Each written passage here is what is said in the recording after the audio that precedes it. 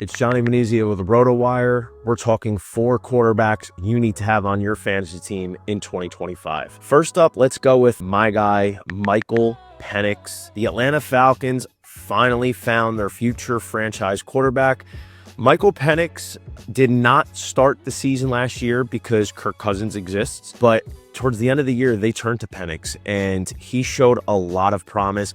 Now heading into his first full season as a starter, where he's been taking all the first team reps, it looks like it could be a very good year for the Atlanta Falcons signal caller.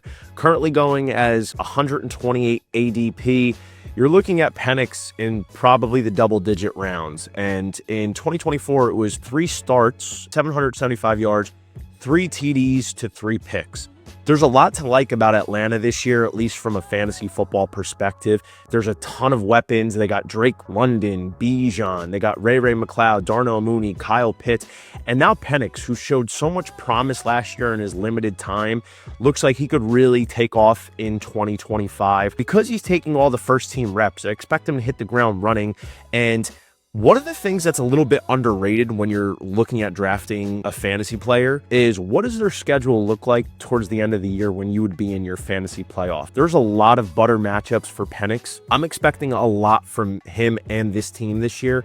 And overall, my feeling is, when you're looking at quarterbacks, yeah, it's fun to have the Lamar Jacksons and the Josh Allens, but you're paying a premium on those guys. Quarterbacks are a position where you can afford to wait. There's always diamonds in the rough, and there's a lot of options this year. So stacking up the rest of your roster and waiting on a quarterback like Penix towards the double-digit rounds is definitely something that I would explore in 2025. Next, we're going to go with the guy who's really taking on into a different stratosphere, and that's Baker Mayfield. The Tampa Bay quarterback is a 56 ADP, so this is somebody you'd have to pay a little bit more for in the middle of the single-digit rounds. It was a career year in 24 for Baker. 4,500 yards, 41 tutties to 16 picks. He finished the season with 5 straight multi-touchdown pass games, and what's not to like about him?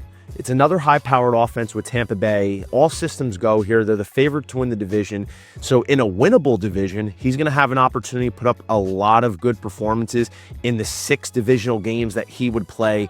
Obviously, Baker's a little bit more of a well-known quarterback now, but personally, I love what I've seen from Baker Mayfield. Not just as a player, but as a person. He's matured into a leader. He's doing all the right things, and he's being rewarded for it. This is a guy who I felt, even though didn't live up to the #1 hype in the late 2010s, he's really found his footing and basically got a second wind in his NFL career. So Baker Mayfield's definitely somebody that I would be looking at getting if you can, and if you want to pay the premium for him. If you enjoy these videos, make sure you hit that like and subscribe button. And right now, RotoWire is going to give you 15% off of any product at RotoWire.com. This includes our fantasy football kit, draft rankings, and basically going to be helping you out throughout the entire year with start-sit matchups. So use code YouTube15 at checkout. Going on down here, let's go to Jordan Love out of Green Bay.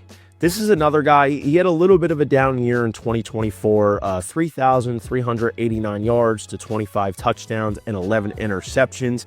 Currently ADP 117, so again, he's flirting with the double-digit rounds.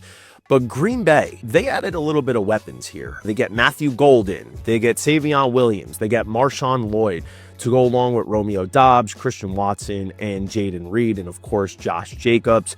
I really like the prospects for the Green Bay Packers in 2025. And I think Jordan Love, who did battle some injuries, is going to have a really good bounce back year, potentially be finishing as a top 10 quarterback this year. He got forgotten about a little bit because some of these other players were just really good this past season, but he finished the year pretty good in 2024. 7 straight games without an interception to end the 24 campaign.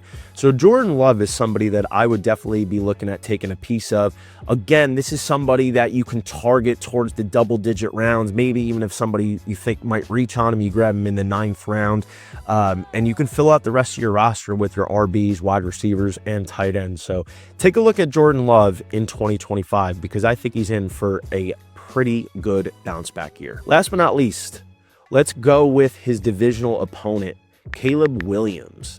Caleb Williams isn't getting as much love as I thought he would. Currently a 118 ADP. So the theme is pretty much talking about quarterbacks that are being undervalued and flirting towards that double-digit round price. 3,541 yards, 20 TDs to 6 picks, which is a pretty solid rookie year. But as everybody knows, the Bears revamped their coaching staff. They brought in Ben Johnson, who was the architect of an unbelievable Detroit Lions offense last year. And I think now with Ben Johnson coming in, he's going to really help Caleb Williams take that next step in his career. The Bears have a really good offense. They got DeAndre Swift. They got DJ Moore. They got Rome Daddy. They drafted Luther Burden. They got Cole Kmet. There's a lot to like about the Chicago offense. And because there's so many weapons and this whole offense is running through Caleb Williams, I think there's going to be a real opportunity for him to take a big leap and possibly have a top 10 finish. This is somebody that I think is really being undervalued and is certainly worth a look for your 2025 season. Definitely looking at a big sophomore leap for Mr. Caleb Williams.